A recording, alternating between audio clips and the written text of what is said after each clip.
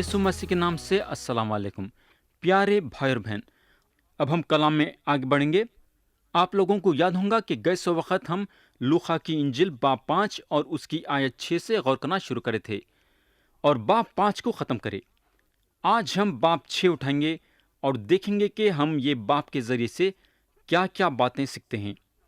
तो हम पढ़ेंगे आयत 1 से आयत 5 तक।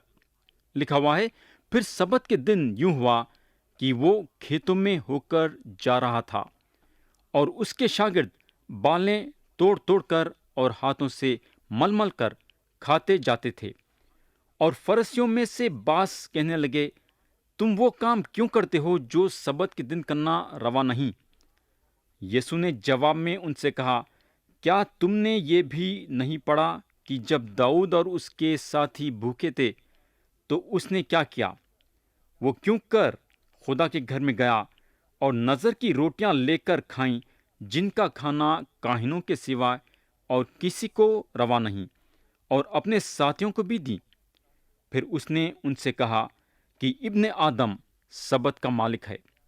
तो प्यारे भाई और बहन, मसीह के शागिर्दां जब बालें तोड़ के हाथों में मल के खा रहे थे तो फरिसियों को अच्छा नहीं दिखा और उन लगा मसीह के शागिर्दों को कसूरवार ठहरा रहे थे।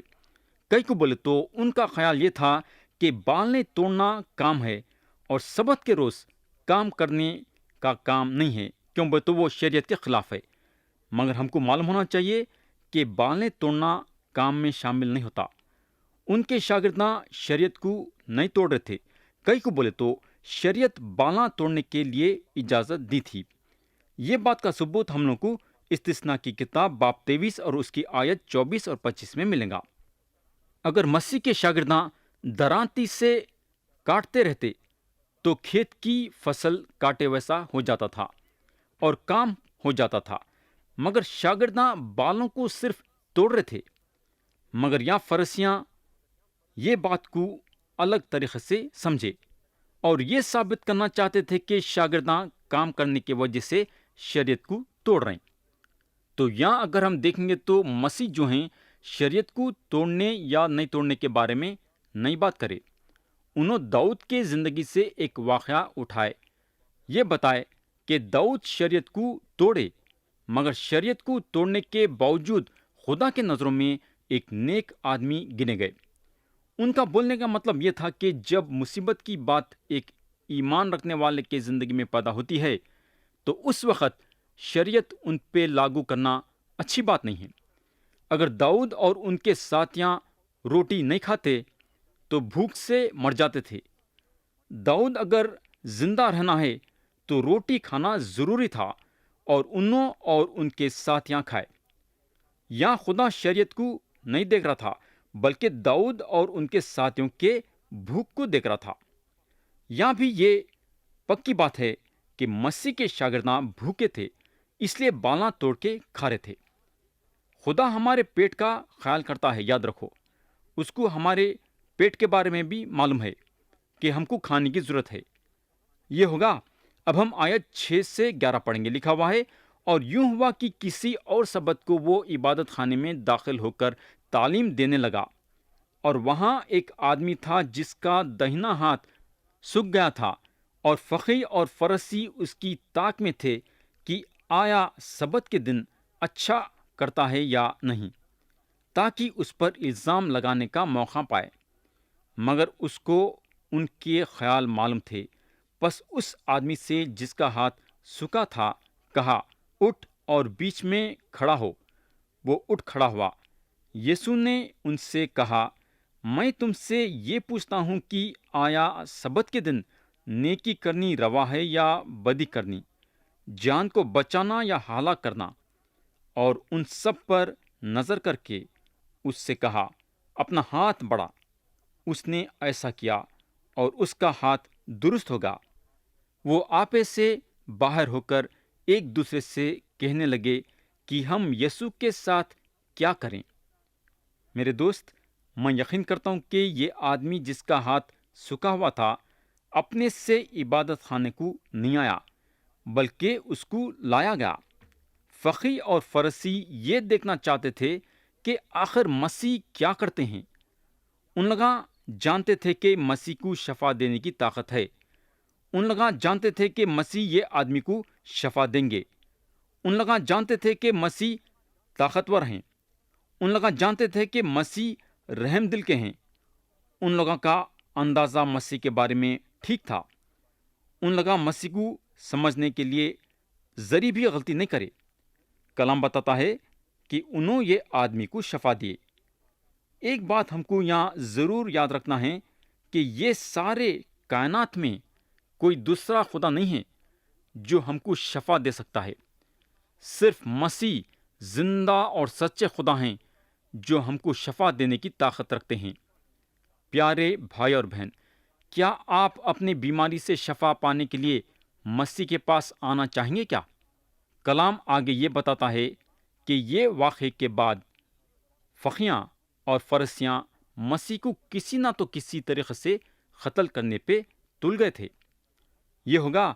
अब हम कलाम में आगे देखेंगे तो मसीह अपने लिए 12 शागिर्द चुनते हैं।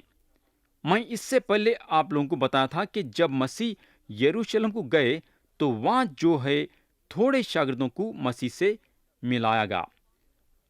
उसके बाद जब मसीह गलील के किनारे चलते हुए जा रहे थे तो उन्होंने मछलहारों को बुलाए अपने पीछे चलने के लिए।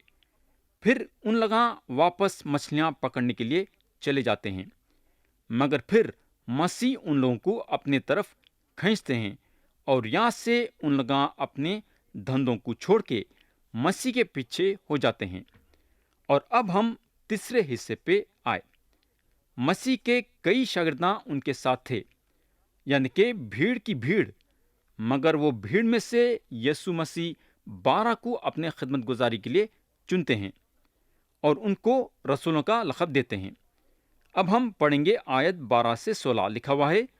और उन दिनों में ऐसा हुआ कि वो पहाड़ पर दुआ मांगने को निकला और खुदा से दुआ मांगने में सारी रात गुजारी। जब दिन हुआ तो उसने अपने शागिर्दों को पास बुलाकर उनमें से 12 चुन लिए और उनको रसूल का लक़ब दिया, यानी शमौन, जिसका नाम उसने पतरस भी रखा, और उसका भाई अंद्रयास और याकूब और यूहन्ना और फिलिप्पुस और बारतुलमाई और मती और तोमा और हल्फाई का बेटा याकूब और शमौन जो जेलोतेस कहलाता था और याकूब का बेटा यहूदा और यहूदा इस्करियोती जो उसका पकड़ने वाला हुआ। तो यहाँ अगर हम गौर करेंगे तो मसीह सारी रात खुदा से दुआ करे। कई को दुआ करे, कई को बोले तो उन्होंने अपने खिदमत गुजारी के लिए 12 शागिर्दों को चुनने जा रहे थे और उन लोगों को रसूलों का लक़ब देना चाह रहे थे।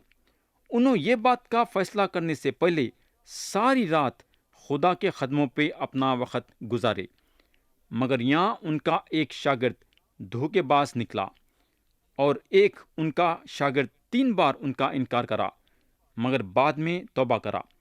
मगर जो भी है, ये पक्की बात है कि खुदा अपने लिए लोगों को चुनता है। अगर हम यूहन्ना की इंजिल बाब 15 और आयत 16 में देखेंगे तो मसीह बोलते हैं, तुमने मुझे नहीं चुना बल्कि मैंने तुम्हें चुन लिया।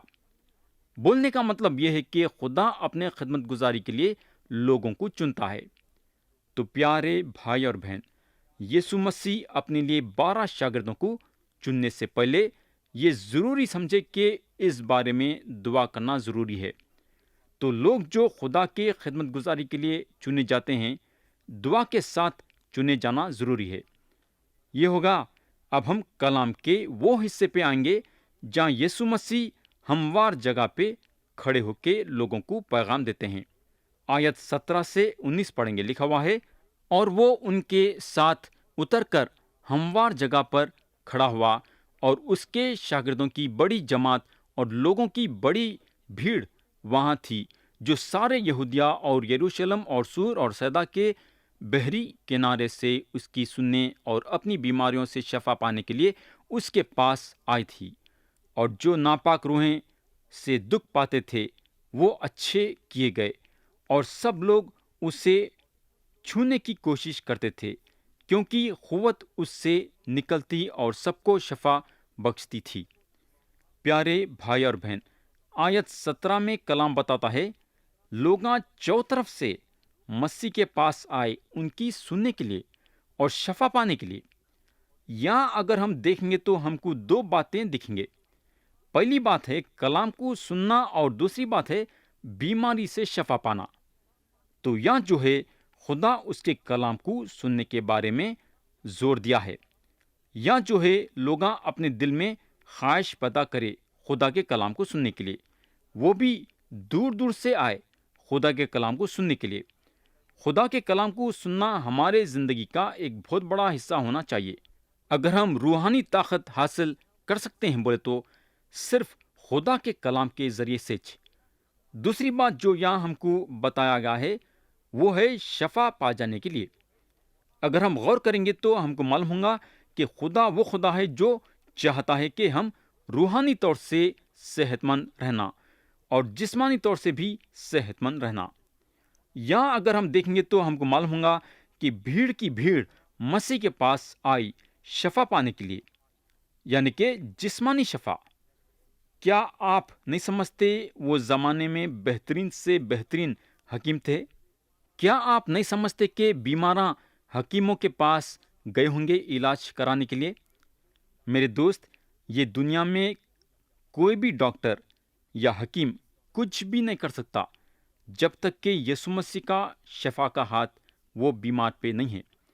कोई डॉक्टर, कोई हकीम या बेहतरीन से बेहतरीन गोली कुछ नहीं कर सकती जब तक कि मसीह के शफा का हाथ वो बीमार पे नहीं है। मेरे भाई, क्या आप शफा पाने के लिए मसीह के पास आना चाहेंगे क्या? एक बेहतरीन मौका है आपके सामने। अब हम आयत 20 से 22 पढ़ेंगे। फिर उसने अपने शागिर्दों की तरफ नजर करके कहा, मुबारक हो तुम जो गरीब हो, क्योंकि खुदा की बादशाहत तुम्हारी है। मुबारक हो तुम जो अब भूखे हो, क्योंकि आसूदा होगे। मुबारक हो तुम जो अब रोते हो, क्योंकि हंसोगे। जब इब्ने आदम के सबब लोग तुमसे अदावत रखेंगे और तुम्हें खारिज कर देंगे और लानतान करेंगे और तुम्हारा नाम बुरा जानकर काट देंगे, तो तुम मुबारक होगे। तो यहाँ तक जहाँ मसीह बोले हैं वो पहाड़ी वास से मिलता है। अगर हम मत्ती की इंजिल में देखेंगे तो कलाम बताता है कि मसीह पहाड़ पे वास दिए और यहाँ मसीह हमवार जगह पे वास दिए। यहाँ तक जितने बातें मसीह बोले हैं वो पहाड़ी वास से मिलते हैं। मसीह कई जगहों पे ये तालीम दिए मगर अलग तरीके से। मगर 23 में हमको मालूम होगा कि मसीह यहाँ एक नया ख्याल जाहिर करे हैं। आयत 23 में उन्हें बोलते हैं, उस दिन खुश होना और खुशी के मारे उछलना, इसलिए कि देखो आसमान पर तुम्हारा अजर बड़ा है, क्योंकि उनके बाप दादा नबियों के साथ भी ऐसा ही किया करते थे। मेरे दोस्त, यहाँ खुदा का कलाम ये बताना चाहता है कि लोगों का रवैया नबियों के साथ कैसा था जब उन लोग उनको खुदा का कलाम सुनाते थे। अगर हम गौर करेंगे तो एक सच्चा नबी खुदा के लिए बात करता है और उन्हें सताया जाता है, मगर एक झूठा नबी खुदा की सच्ची तालीम नहीं देता है और उसकी तारीफ होती है। लोग उसकी तारीफ करने को लगते हैं। मगर चाहे कुछ भी हो जाओ, एक सच्चे नबी को खुदा पे ईमान रखना ज़रूरी है और खुदा पे भरोसा रखना ज़रूरी है। उसकी आंख हमेशा खुदा के बातों पे लगी रहना जो अबदी हैं। ये बातें उसको खुदा में ख़ायम रखते हैं। आयत 20 से 22 गरीबों के बारे में बात करती है, भूखे के बारे में बात करती है, कमज़ोरों के बारे में बात करती है, जिनसे लोग चिढ़ेंगे और ठुकराएंगे और बुरा बोलेंगे। अगर हम पुराना अहदनामा में देखेंगे तो हमको मालूम होगा कि ये सच है। ये बात सच्ची है। आज भी ये सच है। एक आदमी जो खुदा का कलाम देता है तो उसका वक़्त तकलीफ़ों के साथ गुजरेगा। अगर उसका वक़्त तकलीफ़ों के साथ नहीं गुजर रहा है तो समझो उसमें कुछ ना तो कुछ कमी ज़रूर है। झूठे नबियाँ امیر تھے اور امیر ہیں، اور ان کو کھانے کے لیے بہت ہے، ہر چیز ان کو افراط سے ملتی ہے۔ ان لوگ ہنستے ہیں اور لوگ ان لوگوں کو نیک سمجھتے ہیں، مگر میرے بھائی، خدا جو ہے ان سے کچھ بولنا چاہتا ہے۔ ذرا غور سے سنو، آیت 24 سے 28 میں لکھا ہوا ہے، مگر افسوس تم پر جو دولت مند ہو، کیونکہ تم اپنی تسلی پا چکے۔ افسوس تم پر جو اب سیر ہو، کیونکہ بھوکے ہوگے۔ افسوس تم پر جو اب ہنستے ہو، کیونکہ ماتم کرو گے اور رو گے۔ افسوس تم پر جب سب لوگ تمہیں بھلا کہیں، کیونکہ ان کے باپ دادا جھوٹے نبیوں کے ساتھ بھی ایسا ہی کیا کرتے تھے۔ لیکن میں تم سننے والوں سے کہتا ہوں کہ اپنے دشمنوں سے محبت رکھو، جو تم سے عداوت رکھیں ان کا بھلا کرو، جو تم پر لعنت کریں ان کے لیے برکت چاہو، جو تمہاری بے عزتی کریں ان کے لیے دعا مانگو۔ تو یہاں جو ہے مسیح عدالت کے بارے میں بات کر رہے ہیں۔ جھوٹے نبیوں کی عدالت ہوں گی، مگر جو سچے نبی ہیں اور پیغام خدا کے طرف سے دیتے ہیں، یہ دنیا میں ضرور ان کو تکلیفیں ہیں، مگر آسمان میں ان کا اجر بہت بڑا ہے، بلکہ اجر ملنے کے ساتھ ساتھ ہمیشہ کے لیے ان لوگ آسمان میں خوش رہیں گے اور خوشیاں منائیں گے۔ مگر جھوٹے نبیوں کی عدالت ہوں گی، اور جو لوگ ان لوگوں کی خوشامدی یہ دنیا میں کرتے تھے، ان لوگوں کے ساتھ دوزخ میں دیکھیں گے۔ میرے بھائی، انسان کی سب سے بڑی کمزوری یہ ہے کہ انسان یہ دنیا میں جینا چاہتا ہے۔ کتنے دن جی لیں گا؟ 50 برس، 60 برس، 80 برس یا 90 برس؟ اس کے بعد اس کی حالت کیا ہوگی؟ سوچو ذرا۔ ہمیشہ ہمیشہ کے لیے دوزخ میں جلتے رہیں گا۔ میرے دوست، خدا کو آسمان میں جھوٹے نبیوں کی ضرورت نہیں ہے۔ ایسے لوگوں کو انہیں پسند نہیں کرنے والا۔ انہیں جھوٹے نبیوں کو آسمان میں اس کے ساتھ نہیں رکھ سکتا۔ میں یہ مانتا ہوں کہ سچے نبی یہ دنیا میں تکلیفیں اٹھا رہے ہیں، مگر صرف چند سالوں کے لیے، مگر اس کے بعد ان لوگوں خدا کے ساتھ آسمان میں ہمیشہ ہمیشہ کے لیے اپنی زندگی خوشیوں کے ساتھ گزاریں گے۔ تو کون بہتر ہے، سچا نبی یا جھوٹا نبی؟ اب آپ کو چننا ہے، آپ کس کی طرف رجوع ہونا چاہیں گے۔ تو پیارے بھائی بہن، ہم یہ دنیا میں زندہ رہے تک جھوٹے نبیوں سے بچ کے رہنا ضروری ہے۔ خدا نہیں چاہتا ہے کہ ہم ان کے گروہ میں شامل ہونا۔ اگر ہم نیا عہد نامہ میں دیکھیں گے تو صرف مسیح ہم کو جھوٹے نبیوں سے خبردار نہیں کرے ہیں، بلکہ مسیح خبردار کرنے کے ساتھ ساتھ ان کے شاگرداں بھی ہم کو خبردار کرے ہیں، ہم کو ان سے بچ کے رہو بولے ہیں۔ اب ہم آیت 29 سے آیت 46 تک پڑھیں گے۔ لکھا ہوا ہے، جو تیرے ایک گال پر تماچا مارے دوسرا بھی اس کی طرف پھیر دے، اور جو تیرا چوگا لے اس کو کرتا لینے سے بھی منع نہ کر۔ جو کوئی تجھ سے مانگے اسے دے، اور جو تیرا مال لے لے اس سے طلب نہ کر۔ اور جیسا تم چاہتے ہو کہ لوگ تمہارے ساتھ کریں، تم بھی ان کے ساتھ ویسا ہی کرو۔ اگر تم اپنے محبت رکھنے والوں ہی سے محبت رکھو تو تمہارا کیا احسان ہے، کیونکہ گنہگار بھی اپنے محبت رکھنے والوں سے محبت رکھتے ہیں۔ اور اگر تم انہی کا بھلا کرو جو تمہارا بھلا کریں تو تمہارا کیا احسان ہے، کیونکہ گنہگار بھی ایسا ہی کرتے ہیں۔ اور اگر تم انہی کو قرض دو جن سے وصول ہونے کی امید رکھتے ہو تو تمہارا کیا احسان ہے، گنہگار بھی گنہگاروں کو قرض دیتے ہیں تاکہ پورا وصول کر لیں۔ مگر تم اپنے دشمنوں سے محبت رکھو اور بھلا کرو اور بغیر نا امید ہوئے قرض دو، تو تمہارا اجر بڑا ہوگا اور تم خدا تعالیٰ کے بیٹے ٹھہرو گے، کیونکہ وہ ناشکروں اور بدوں پر بھی مہربان ہے۔ جیسا تمہارا باپ رحیم ہے، تم بھی رحم دل ہو۔ عیب جوئی نہ کرو، تمہاری بھی عیب جوئی نہ کی جائے گی۔ مجرم نہ ٹھہراؤ، تم بھی مجرم نہ ٹھہرائے جاؤ گے۔ خلاصی دو، تم بھی خلاصی پاؤ گے۔ دیا کرو، تمہیں بھی دیا جائے گا۔ اچھا پیمانہ دب دب کر اور ہلا ہلا کر اور لبریز کر کے تمہارے پلے میں ڈالیں گے، کیونکہ جس پیمانے سے تم ناپتے ہو اسی سے تمہارے لیے ناپا جائے گا۔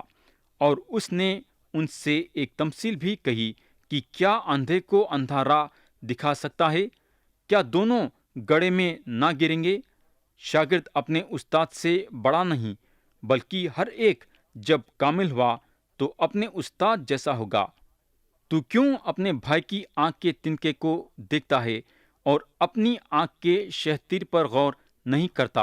اور جب تو اپنی آنکھ کے شہتیر کو نہیں دیکھتا تو اپنے بھائی سے کیوں کر کہہ سکتا ہے کہ بھائی لا اس تنکے کو جو تیری آنکھ میں ہے نکال دوں؟ اے ریاکار، پہلے اپنی آنکھ میں سے تو شہتیر نکال، پھر اس تنکے کو جو تیرے بھائی کی آنکھ میں ہے اچھی طرح دیکھ کر نکال سکے گا۔ کیونکہ کوئی اچھا درخت نہیں جو برا پھل لائے، اور نہ کوئی برا درخت ہے جو اچھا پھل لائے۔ ہر درخت اپنے پھل سے پہچانا جاتا ہے، کیونکہ جھاڑیوں سے انجیر نہیں توڑتے اور نہ جھڑ بیری سے انگور۔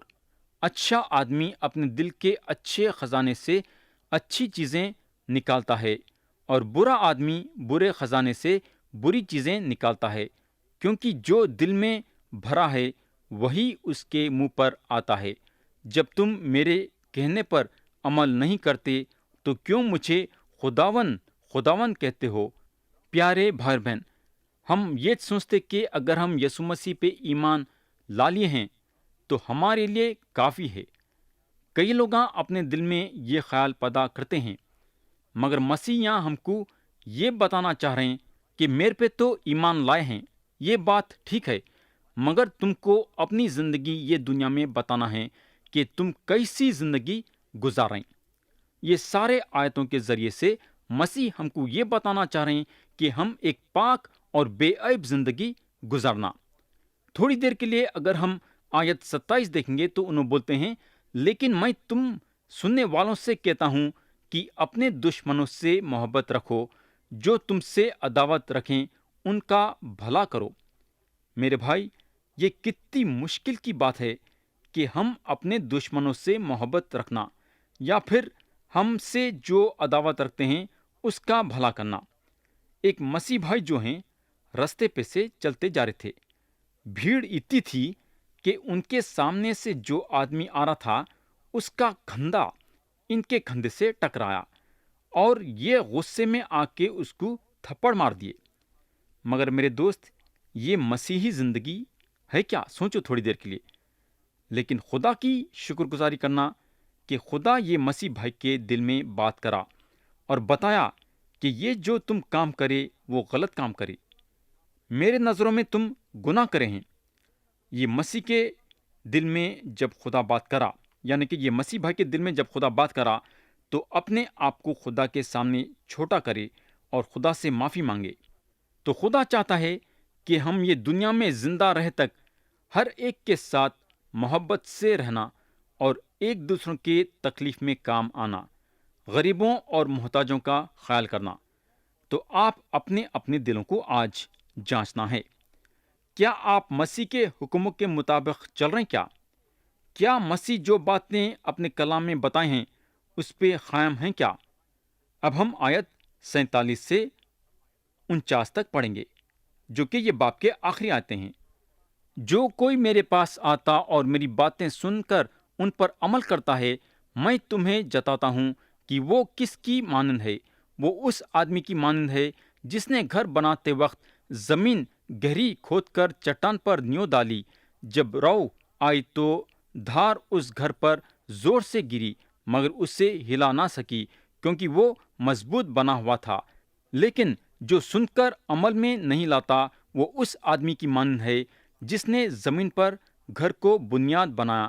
جب دھار اس پر زور سے گری تو وہ فی الفور گر پڑا اور وہ گھر بالکل برباد ہوا۔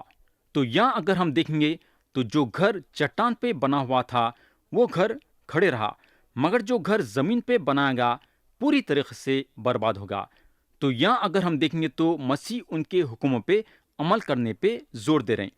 ہم ان کا کلام پڑھنا یا دعا کرنا یا عبادت خانہ جانا یا خدمت گزاری کرنا کوئی مطلب نہیں رکھتا اگر ہم ان کے باتوں پہ عمل نہیں کرتے ہیں۔ تو میرے دوست، مسیح کو فرمان برداری دل چاہیے، وہ دل چاہیے جو ان کے حکموں پہ عمل کرتا ہے۔